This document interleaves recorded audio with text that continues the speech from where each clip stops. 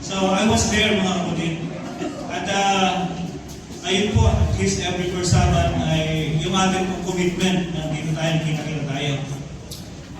Meron lang po akong ilang announcement mga kapatid. Ito po ay at yun pong pag-file ng mga ng yelo ay napakatindi at yung paglamig ay napakatindi rin. At ilan pong mga states sa US, sa ngayon, walang kuryente. Walang kuryente. Sa sobrang lamig mga kapatid ko, I think ngayon ay meron ng negative 40. Negative 40. Sa Russia na ay nag-negative 71. Dami. At lalo wala kang kuryente, paano ka makakasurvive? Ako po ay palaging nakikipag-communicate dun sa kapatid ko, mga kapatid sa Pennsylvania, kasi teacher siya sa Blue Mountain Academy, yung ating institution doon. Sabi ko, kumusta kayo dyan? Medyo problematic dito kasi yun nga, yung pagbagyo ng yelo, pagkatapos ay yung kanilang oil, yung kanilang heater, kung minsan ay napakalakas sa gasolina o sa oil, mga kapatid. At sila ay halos doon na sila natutulog, malapit doon sa pugon. O kasi, buti nga meron pa silang lumang fireplace po doon mga kapatid kasi unbearable talaga yung lamig. Tapos may mga states pa na walang kuryente mga kapatid. So wala pa kayo, kada po namamatay. Sa US po yun. Pero sa ibang bansa naman, US, Japan, Canada, Russia, yan po yung mga lugar na matindi ang yelo. Sa ibang bansa naman, like sa Italy, sa Sicily, yung patuloy na pagguho ng lupa, yung mga bahay po ay, anong tawag dyan? Kasi medyo hirap yung kanila, bumabagsak, yung mga bahay ay bumubuho. Marami rin po ang namamatay. No? Sa Portugal naman, ay sobrang naman ang bagyo. Baha naman, sobrang baha. Inaanod yung mga sasakyan. Sa China, ganun din, mga kapatid. Dito sa atin sa Pilipinas, katatapos lang isang matinding pagbagyo. Ano po? At siguro almost 1,000 houses kung ako nagkakamali. Ang nasulog. Pagkatapos sa Iligan ay bagyo. Sabay-sabay po yung mga nangyayaring mga sakuna. At ito pa nagbabanta yung na kung kayo po ay updated sa nangyayari ngayon, ay yung Nipah ay nagbabanta din. Nipah virus. Nagbabanta. So napakaraming mga kaguluhan na nangyayari. And if you will read Great Controversy mga kapatid ko, sa chapter 36, yung impending conflict, lahat ng binabanggit doon yung nangyayari ngayon. So we must be established or more established in faith mga kapatid. Buti dito sa atin, wala pa tayong masyadong pinagdadaanan. Pero yung ibang bansa, yung ibang mga lugar ay talaga pong matindi yung kanilang pinagdadaanan. Sabi ko nga, paano kapag ka nag-Sunday nun dyan? Kasi sa US magsisimula at ngayon na niluluto na. Sabi ko sa kapatid ko, paano pag nag-Sunday nun dyan? Pagkatapos sobrang lamig. At kayo ay babatasan na kayo mangilin ng linggo. At kung hindi kayo susunod, ay paano kung hindi kayo bigyan ng kuryente? Paano kayo makakasurvive sa lamig na iyan? Sabi ko sa kapatid ko, mga kapatid. Hindi rin niya alam. So paano na ang mga mananampalataya sa mga ganong pagkakataon? Paano mabubuhay? Paano makikipagbaga patuloy sa pananampalataya? Okay? So ito yung mga bagay na kinakailangan nating isipin. Tayo bilang mga malalayang mga Kristiyano ngayon, kinakailangan yung ating pong pananampalataya ay mas ma-establish. Dapat kung may magbabasa ng Biblia, ng mas maraming mababasa at may apply sa buhay, dapat tayo yon na mga malalaya pa sa panahon ngayon. Kung mayroong mga tao maraming magagawa, may lalapit sa Panginoon, dapat tayo yon mga kapatid ko, sapagkat malaya pa tayo. Wala pa tayong pinagdadaanan na anuman. Okay? So, tingnan po natin, paano palalakasin ang pananampalataya? Salamat doon sa ating pong children's homily. Actually, tinanong niya ako, I think, kahapon, Pastor, ano ang topic mo? So, sinasabay ko pala doon sa children's homily regarding sa faith. Ano po. The title of our sermon, pag-umat hindi po ako nag-PowerPoint kasi I want to try something new, mga kapatid. At kakatapos lang po ng ating seminar, which is yung tinatawag nating anong tawag dyan? Nakalimutan ko. Cinematic preaching. You will not focus on the PowerPoint or on the monitor. You will focus on the pastor preaching. Maawa ka sa aking Panginoon.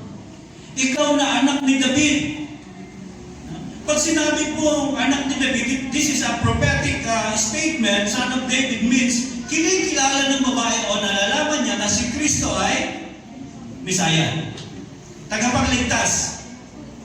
So how can a woman from Canaan understood prophecy na si Jesus Christ ang Messiah? That means that woman is actually reading the scriptures. Hindi Israelita, nagbabasa ng Biblia. Kasarap, ano po? Pero yung mga Israelita, hindi nga kilala si Kristo na siya yung Messiah. Ayaw man tanggapin. But here is a Canaanite woman understood, or she understood that Jesus Christ is the Son of David, the Messiah. Pero siya humihingi ng tulong. Sabi niya, Panginoon, tulungan mo ako. Sapagkat ang aking anak na babae ay inaalihan ng masamang espiritu. Okay? Ayun po yung senaryo. At magugulat kayo sa response ni Jesus Christ. Verse 23. But he answered her not a word. Parang kakaibang Panginoon. Parang kakaibang Jesus Christ ito, mga kapatid, na habang mayroong isang tao na humingi ng tulong sa kanya at nagmamakaawa, kinikilala siya na tagapagligtas at hinahain sa kanya yung isang problema sapagkat ang kanyang anak na babae ay demon possessed. Pero ano sabi ng Panginoon? Wala. He answered her not a word. Can you imagine that, mom? Na-imagine nyo, kayo mismo, dumating na ba kayo sa punto na kayo ay nabibigatan? Pagkatapos kayo ay iniisip nyo, wala na kayo iba pagkukunan ng tulong maliban sa Panginoon, and you cried aloud to God, and you received nothing in return. Masakit pa yan? Masakit pa yan kapag wala kayong matanggap na anumang response? Masakit mga kapatid yun. Sasabihin mo ba, Panginoon, ikaw ay anak ni David. Ikaw ay Mesayas. Ikaw ang makatutulong sa akin. Tulungan mo ang aking anak na naglalakad ng Panginoon. Yung babae nagsasalita habang ang Panginoon lumalakad lang. Panginoon, tulungan mo ako. Wala na. Wala siyang makita o marinig na anumang response mula sa Panginoon. Sometimes, may ganyang pangyayari sa buhay natin. No matter how hard we pray, the response is nothing. At bukod pa doon, sa hindi magandang, yung walang response, sa patuloy niyang pagsigaw at pagbanggit ng Panginoon. Okay? Etong kanyang mga alagad naman, eto sabi, verse 23. Sana nasusundan niyo. If you have your Bibles with you, mga kapatid, mas maganda na basahin niyo sapagkat napakaganda ng istorya. Okay? Verse 23. And his disciples came and urged him, saying, Send her away, for she cries out after us. Ano sabi ng mga alagad? Panginoon, maingay ang babae na ito. Paalisin mo na. Hindi naman natin siya kasama. Nag-iingay lang. Patuloy na nagmamakaawa, kung ano-anong sinasabi. Masyadong magulo. Panginoon, paalisin mo na. Mga kapatid, tingnan nyo yung mga alagad. Ano ba ang kanilang ginagawa dito? Di ba? They are trying to reach people. Di ba? That is the goal of Jesus Christ. To reach out for people. Pero ito yung isang babae, nangangailangan, lumalapit sa Panginoon, nagmamakaawa, Hindi nagsalita ang Panginoon ng anuman. Pagkatas lumalalim ng mga alagad, yung kanyang pagsigaw, naiirita yung mga alagad. At ang sabi ng mga alagad, Panginoon, hindi naman natin kasama yan. Hindi naman Adventist yan. Sa context natin. Bakit natin tutulungan maingay? Paalisin mo na, they are asking Jesus. No? Paalisin yung babae. Napakasaklap naman. This is not likely na gagawin ng isang grupo. Ano po? Especially yung si Jesus Christ yung head. Saan kayo nakakita ng ganito? Sa context nila, doon, talagang totoo. Nagpo-possess ang mga tao. Sa context natin ngayon, paano kaya? Sa tingin nyo, wala na ba? Hindi na ba uso yung demon possession ngayon? O nangyayari pa din? Ano sa tingin niya? I believe nangyayari pa rin. Pero in a different context, in a different way. Kapag ka, ang isang tao, kasi dito ang subject ay anak ng babae, kabataan. Okay? Sa atin ngayon, kapag ka ginugusto natin na tayo ay magpunta sa church, is there anything that hinders us from going to church? O kaya nandun tayo sa church. Tayo ay nakikinig na. But is there something that is bothering us para tayo ay hindi makapakinig? Kung minsan yan yung modern demon possession. Kasi ang banal na espiritu ay humihikayat sa iyo na mag-focus ka sa iyong atensyon. And yet something or somebody is telling you there is another important thing aside from listening to the scripture. May mga tayo na tinitignan mo yung mga parishioner pagkaminsan. Hindi nakatingin sa speaker. Saan nakatingin?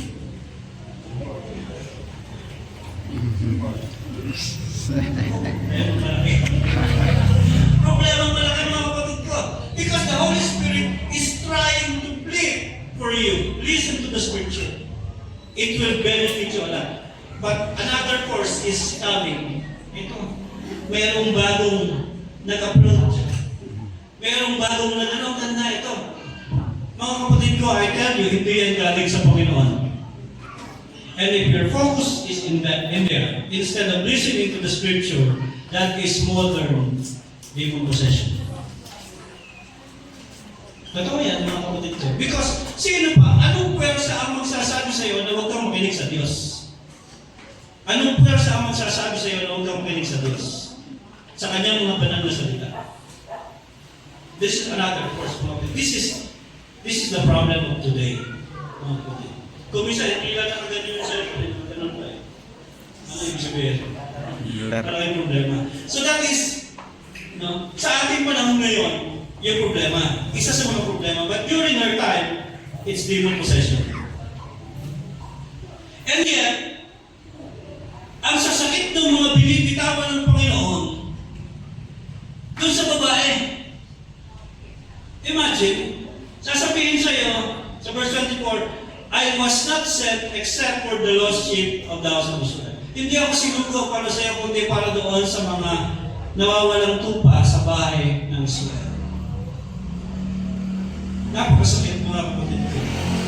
At kung kayo yun, maaaring, kung hindi buo ang inyong pananampalataya sa Panginoon, baka nag-backslide na kayo. Kasi sa ating gera, sa ating panahon, konting nagkaroon ka ng misunderstanding sa kapwa mo, lalo sa mga kasama mo sa bahay-sambahan, ano nangyayari? Lilipat ka ng church. Hindi ka nasisimbahan. Ibabackstab mo yung kapwa mo. Konting misunderstanding lang. Yan ang nangyayari sa panahon yan because ang pananampalataya ay patuloy ng humihina. Numinipis ang pananampalataya. Pero yung babae na ito, mga kapatid ko, paano siya tumugon? Doon sa sinasabi ng Panginoon, sabi ng Panginoon, hindi ako sinugo para sa iyo. Sinugo ako para doon sa nawawalang tupa ng Israel. Yung babae, mga kapatid ko, etong sagot sa verse 25.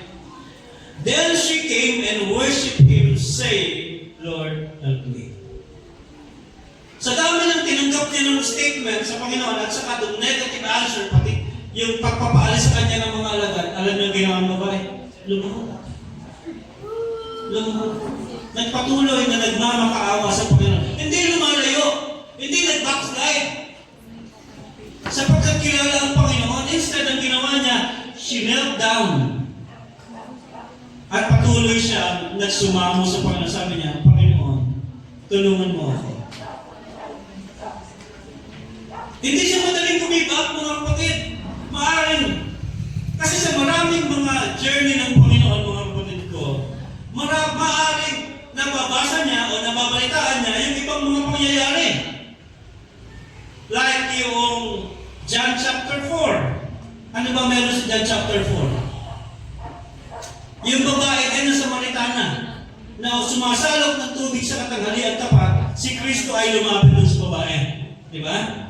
Hindi rin Israelita yan. She is Samaritan woman. No? Sabi ng Panginoon, bigyan mo ako ng tubig na mainom. Sabi ng babae, bakit ikaw na isang Hudyo ay lumalapit sa akin na isang Samaritana at humihingi ng tubig para mainom? Sabi ng Panginoon sa kanya, kung alam mo lang kung sino ang humihingi ng tubig sa iyo, hihingi ka sa kanya at bibigyan kanya ng tubig ng buhay. Na ikaw ay talagang yung pananampalataya mo sasakalin. I-overwhelm ka ng pagkakataon, paano ka mananampalataya? Paano ka patuloy na magtitiwala? Kagaya ba ang pananampalataya mo sa babae na ito? Na kahit anong sabihin ng Panginoon, negatibo, pag-discourage, even the apostles are discouraging her, pinapaalis siya. Pero yung babae, ganong katindi yung pananampalataya na kahit ang Panginoon mismo nag-discourage sa kanya, hindi siya natinag. Hindi siya natinag. The more na kumapit siya sa Panginoon at hindi siya bumitaw hanggang hindi niya matanggap yung sagot sa kanyang kahiling, sa kanyang panalangin. Panalangin, inisip niya, eto na, laban na ito. Wrestling na agad. Parang yun na yung tunog ng bell nung tinapi yung balikat niya. Wrestling na agad. Sino sa inyo nakakapanood ng wrestling o yung UFC? Sa mga nakakapanood ng wrestling, di ba yung wrestling ay meron time?